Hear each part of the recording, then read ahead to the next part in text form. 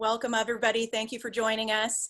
I'm Elizabeth Kelly, Associate Professor of Music Composition and co-curator of the Not Noise New Music Marathon. And I'm very pleased to be joined today by some students, former students, and my colleague, Mervyn Cooke. So I'll go around and introduce everyone. I guess just wave as I'm introducing you. So I'll start with Mervyn. Mervyn Cooke, he's head of department for the University of Nottingham Department of Music. And then next on my screen, I see Ollie Cowling, who is a current third-year student and president of the Blowsock Student Society. Then we have Susie Self, who's a composer, and she finished her PhD at Birmingham Royal Conservatoire last year, and I co-supervised it. And then we have Tom Hill, who is a keyboardist, and he just finished his degree at the University of Nottingham last year, keyboardist and composer, and we'll be talking to him a bit about his music. Susie and Tom will both have their music featured on the Not Noise New Music Marathon in the first concert. All right, so Mervyn, I think I'll kick off with you. So could you maybe just talk to us a bit about how the department responded to the pandemic and how we moved all of our activity online? Yes, sure. I mean, really, we've been through three quite distinct phases, I think. There was the initial lockdown in March, which had the biggest impact on assessments. And of course, for musicians, having to be assessed by video, which we're all getting rather used to now, rather than live recitals, was the main challenge, which everybody rose to absolutely admirably. And then, of course, it was the question of getting the building open safely in September. We had wonderful administrative support for getting that to happen smoothly. And then, as you say, yes, moved to online teaching, or also blended teaching, where we've started off by doing a mixture of face-to-face and online, but are very shortly going to be moving to all face-to-face as Christmas approaches. But what struck me particularly, as head of department, of course, you get loads and loads of emails from students all the time, normally. But it's been really interesting, actually. Since March, I've had no moans at all from any music students, not a single one. I got this real feeling that people have been pulling together and that we're all making the best of a bad job. And it pains me, of course, that ensemble activities can't carry on in the way that they're supposed to. We were hoping that we'd have more of that allowable now, but we haven't. But Lakeside, our colleagues over the road there, have been working very strenuously to try and get some ensembles organised for the first year ensemble performance module. And of course, we've got the conducting module coming up quite soon as well. So we are moving into a fourth phase there, I think, of actually trying to get some live ensemble work going. Yeah, I could just back Mervyn up on that. So I had just assumed the role of departmental assessment officer on the 1st of February last year. Sort of like wartime, training by fire there. But Mervyn was just extraordinary through it all. I mean, I think there were times when we were probably talking like 8 to 10 hours a day as we were figuring out how to make these online recitals work. But I would have to agree. I mean, I've been really struck by how supportive the students, including students who were part of it all last year, how great you were then, but then also this year. I mean, it's really been a joy to teach everyone this year. I just left a creative orchestration class, and you know, everyone has just been, I think I've had more students offering to demonstrate their instruments than ever before. So it's true, it has been sort of ultimately, despite it all, quite a positive experience for our community, I think. Absolutely. Yeah, so I should also mention, so Mervyn is, I guess you could call him a quadruple threat. So he's a musicologist, but also a wonderful pianist. So he was actually the repetiteur and pianist for my opera a couple of years ago, which premiered at Lakeside, Losing Your Voice. And then on top of that, he's a composer himself. And actually, I enjoyed listening to some of his compositions through lockdown. He sent me some. And then he's also a conductor. So last year, I think this was sort of an iconic moment for all of us because it happened right before lockdown. Amber Frost of MUSOC, our other kind of big student society on campus, organized a big project around Blue Planet, the BBC documentary. And so we had a number of students, including Ollie, who composed new music for scenes from the film, and then we screened the film, and we had a large ensemble, an orchestra, really, sort of a chamber orchestra, and Mervyn conducted, and there was wonderful live performance of all of that. And that was a really sort of impressive coming together, I thought, of the student societies and department to put on a really beautiful event. And actually, there's a couple of excerpts from that event Lakeside featured Amber Frost piece, and also a piece by Tom Kay from that, which you can see, I think, still on their Lakeside Moment of Pause series. But Ollie was involved with that as a composer, and obviously he's also very involved in student society activities. So I thought maybe, Ollie, could you speak a little bit to how the student societies have adapted to all of this? Yeah, so at the end, well, when the lockdown started, we were pretty much told that obviously we couldn't do anything. So we couldn't really do rehearsals online because we hadn't planned how to do that. So we just decided that instead of rehearsing, we would do what we called our online organzas, which were effectively the online orchestras, like a lot of people have been doing. And we did our first one supporting the Teenage Cancer Trust, and we managed to raise about £1,600 for them. Wow. Then we did a second one towards the end of the summer, where we raised a few hundred as well. And then so during this term, obviously we were hoping that we'd be able to get some form of in-person rehearsing done, but the Students' Union wouldn't let us do that, and so we had to make do with online stuff. So we'd done some online socials, and then towards the sort of middle to end of this term, we're doing some online rehearsals for our smaller ensembles. They're not perhaps the most productive rehearsals, but it's a great way of getting people to play where they are. So that's something we're doing. And then we've got another one of our online organzas coming out at Christmas, I believe, as well as some Advent videos, which we're putting out. Fantastic. And you're all doing this remotely from each other. Yeah. Yeah, it's really impressive. Fantastic. And of course, Ollie, you're a third year student. You're also, yes. You're in the portfolio of compositions module this semester. How have you found the whole sort of transition to online teaching and learning? It's been a bit weird, but I think personally, with one of the Hollywood musicals module that I'm doing, the way that the lectures are done asynchronously, and I'm really liking the way that asynchronous lectures are working, because it means that if you miss something, you can go back and go over it again. So I'm quite liking that aspect of it, and then coming together either on Teams or in person and having the discussions. And I think it's working. I think it's working really well in general. Yeah. Good. That's great. Okay, so why don't I move on now to Tom. So actually another role that Mervyn had was he's usually the second marker for portfolio of compositions. So yeah, I guess Tom didn't know that. So Mervyn and I are usually the ones who mark the compositions every year. And usually at the end of every year, we have a huge composition recital for all of the finalists. And in the past, I mean, we've had up to 60 students involved as performers, actually. It's been a big event. So it was a real shame that we couldn't do that last year.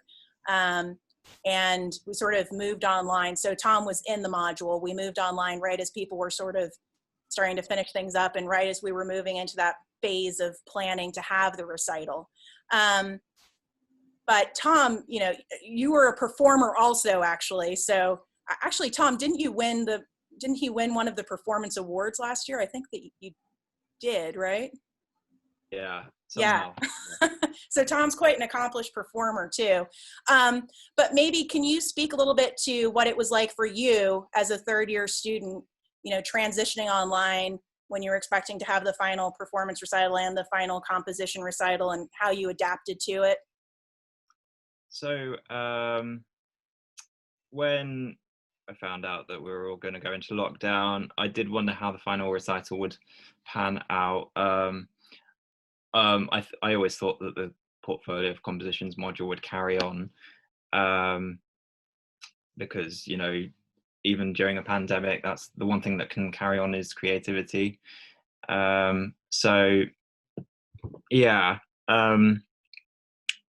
but I don't know. I mean, I expected we had to do a video, and then that happened, and it took about 50 tries to do a video. It was, I don't know, I think it was less stressful than an actual concert. but it was still very different, and it was a bit of a shame actually, having to, because it's the final year, and as a music student, you just think of that recital for your whole uni life, really. So I guess in some ways it was a shame to do a video, but also it was very rewarding. In terms of composition, I discovered that I really liked composing not too long before lockdown, and then I guess when it actually happened, it was a scary time, but I saw it as an opportunity just to churn it out, really. Mm-hmm. Yeah, well, I can say that Tom was very active. Actually, in general, I mean, maybe this speaks to what you're saying, the power of creativity, but portfolio of compositions is typically taught through tutorials with me. And, there were some people who came in regularly, but some who did not. But after lockdown, I would say that I had people banging down my virtual door. I don't think I've ever given so many tutorials. But it was great. And Tom, definitely, we spoke quite a bit. We both sort of had questionable internet connections. So I remember there were a couple of times where like it took 10 times to get to the end of a sentence. And like, I was sort of like, please just let me tell you that you need to renotate that rhythm.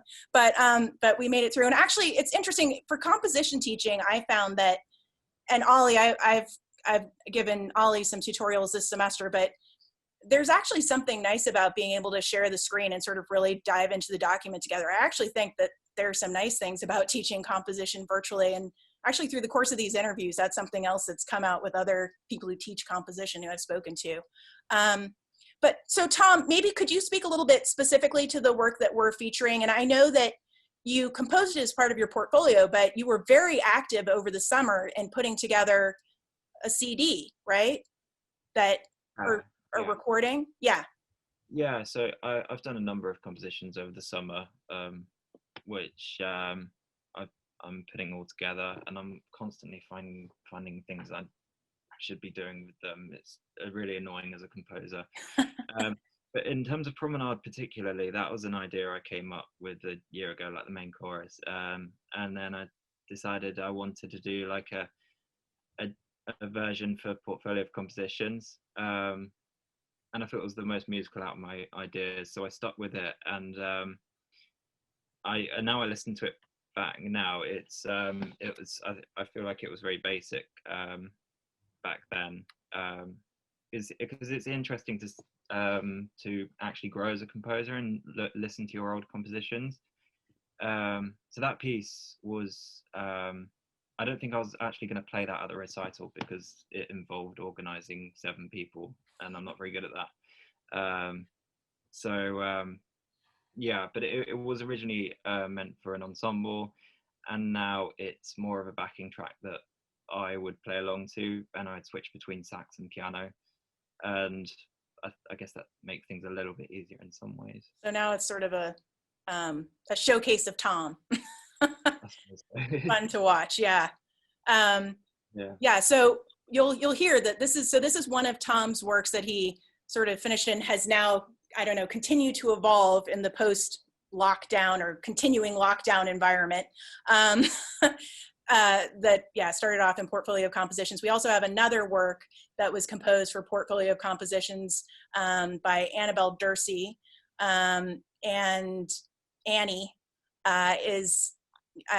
she's very active as a singer as well. So she's in the cathedral choir. And I was kind of moved last year, shortly after we went into lockdown. She sent me an email asking if it would be okay if she included recordings of herself singing through all of her choral pieces, sort of multi-tracked, because we weren't going to have the final recital. And I said, of course, it's wonderful that you're able to connect with things, that you're still connecting as a performer with your composition. And then, I don't know, Mervyn, if you remember, but when we were looking through the final portfolios, I was very moved that she had actually put together this performance that you'll see, multi-tracked choral Zoom performance. It's now become almost a genre, but I think that was actually the first one I had seen where she got her colleagues from the cathedral choir together to sing through her work. And so whenever I was hearing that, I guess May or June, I just thought it was really moving to see the community coming together to support Annie in realizing her composition in that way. So you'll also hear that work. So both of those works came from our third-year composers who were working through lockdown. And now I want to move over to Susie. So this is Susie Self. Susie is a composer and also a mezzo. And Susie had just completed her, or was in the process of sort of getting the final paperwork for the PhD, which she completed at Birmingham Conservatoire, and I co-supervised sort of as the pandemic broke out. So maybe, Susie, can you speak a little bit to what that experience was like for you? Well, it was fairly easy sailing because I had my viva at the end of January, so that was before lockdown. So it was just that I got the actual piece of paper in May. I think until that piece of paper arrives through the door, you don't quite believe you've got there. So it was more dealing with the pandemic and also the sort of kind of fallout of having finished the PhD.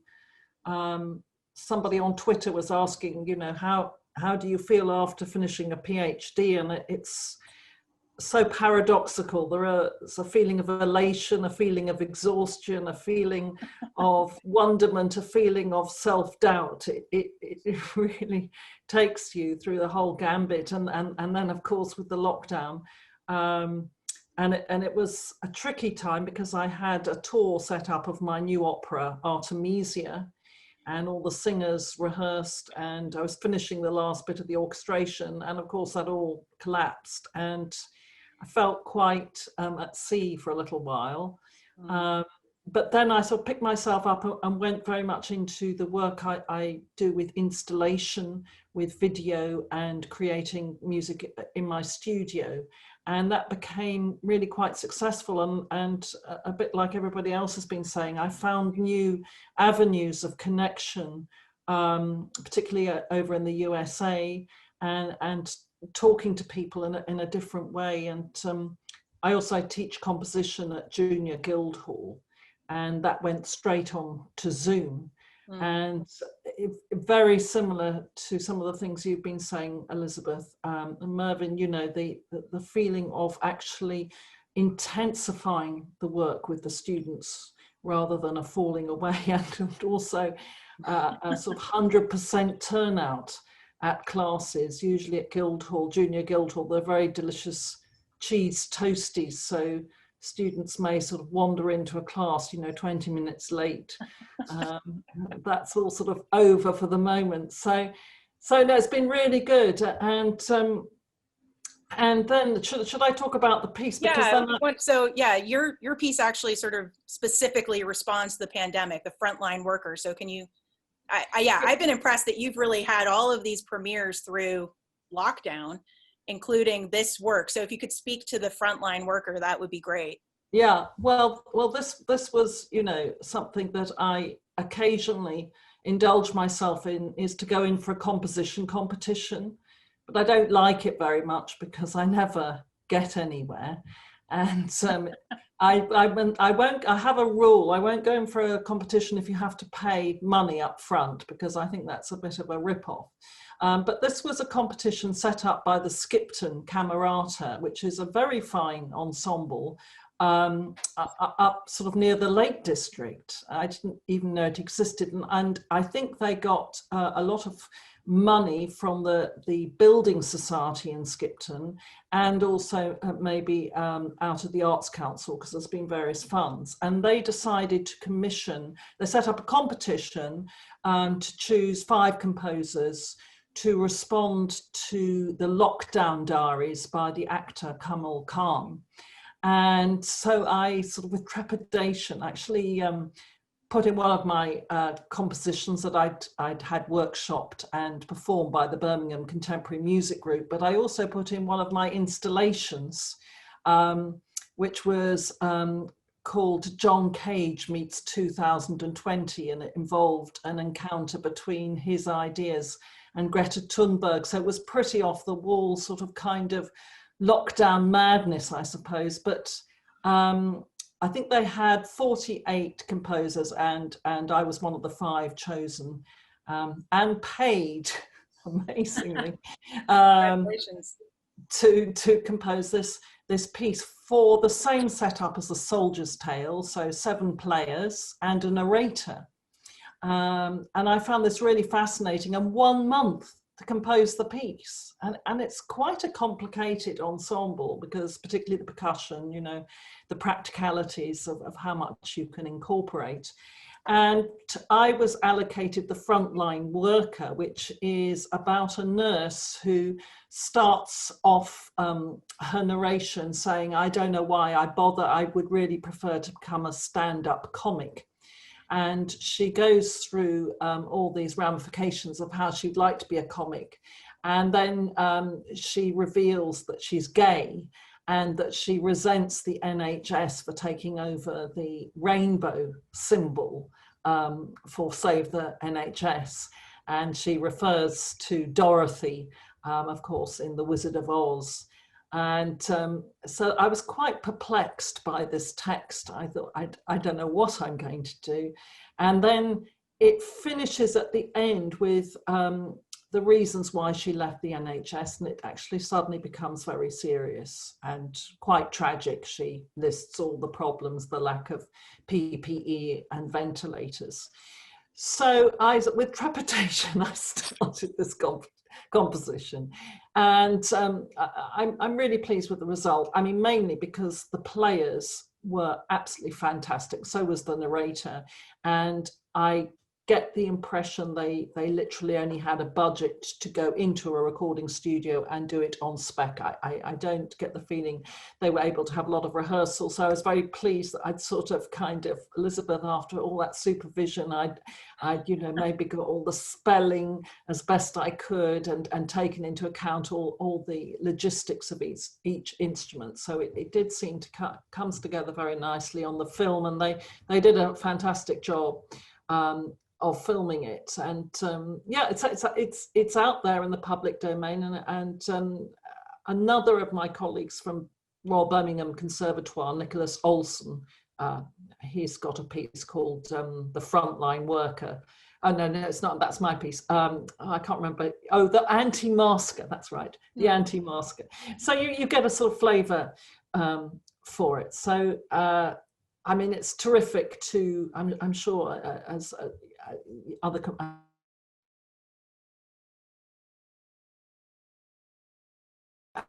have to do something, have a commission with a time limit. It's a great motivator. There is, but I'm also getting the money as a big motivator. So that's sort of where I got to with it. But well, it's a really powerful work, and also very beautifully filmed. I have to agree with that. I mean, I think that that's something else that's come out sort of that I think has been interesting, and that I've also found in just drawing this whole program together for the marathon, this idea of sort of what does it mean to have a live performance in the age of COVID, or are there different ways of experiencing concerts? Can we actually sort of re-envisage what the online performance means? You know, what can we do with the video? So there's another work actually on one of our other concerts where Ben Gaunt, a composer from Leeds, works with Sean Morley, a comedian, on a really kind of wacky video that goes along with the work. That's on the Carla Reese and Rare Scale concert later on. So I think it's been interesting to see sort of how people, yeah, sort of strike up new collaborations and find new ways of presenting work and think about what the online medium can offer. And maybe that's something we can all take forward. And then I also think, of course, the other nice thing is that we can reach a larger, more international audience, work more easily with other people who aren't in our immediate sphere. So all of those things are perhaps inspiring things to take forward.